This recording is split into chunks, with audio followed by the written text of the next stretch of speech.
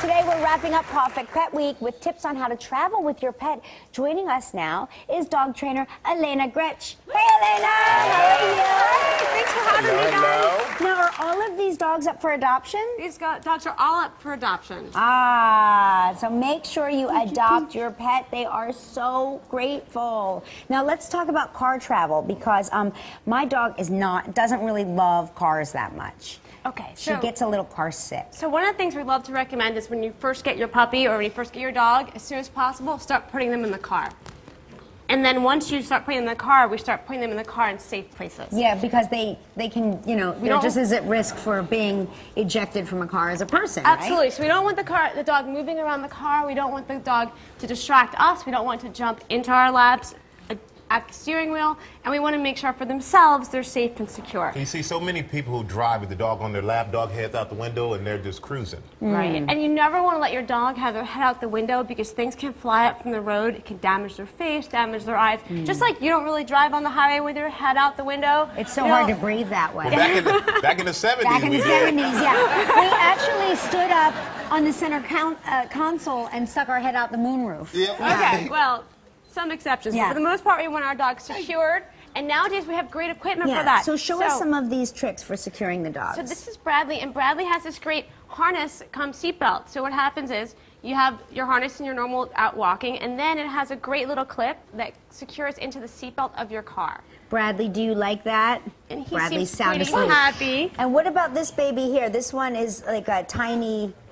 So this is Regina, and Regina is in a car seat harness. That's another great option for smaller dogs. Yeah. And Regina's harness clips into the car seat. The car seat is then secured to the car like a child seat. And now you're driving, and she has her own little box to sit in, and you know that she's safe and secure while you guys are driving with your family. And then there are also, now next we're going to talk about some travel kits. Right. Yeah, So when travel kits. when you travel, you have to pack for yourself. You have to pack for your family, pack for your kids. You got to pack for your dog. So I'm going to have you guys help me pack this bag, and I'll take one of your dogs. You don't want to give yours up. Huh? I love this dog. Okay. So really important when we travel with our dogs, most important is our dog food.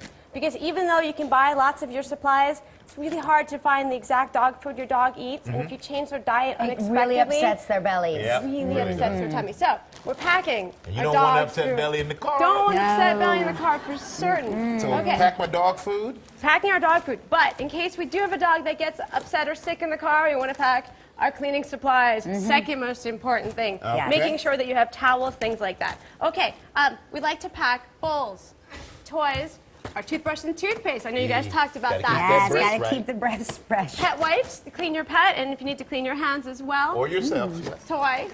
Need a toy. And then one of my favorites for either puppies or senior dogs, we have puppy diapers. Really important to use puppy diapers because they have little tail holes for our little guys. Is that the tail hole? I would have put tail. something else in there. Tail hole. I'm glad you told me. I would have had that on backwards. Like, I really don't get it. A little treat to play with. More treats, and then I also like to use pee-pee pads. Sometimes I think it's helpful. Yeah, it is helpful, especially if they get confused. They don't know the area. Yeah, okay, coming up next, we're going to give you the do's and don'ts of air travel with pets. So stick around with Elena Gretch when we return. To help celebrate Live's Perfect Pet Week, Cosequin is giving one lucky viewer a once-in-a-lifetime trip to the Columbus Zoo with Jack Hanna. Visit Live's website or Facebook page all this week to learn how you could win. Be sure to enter today.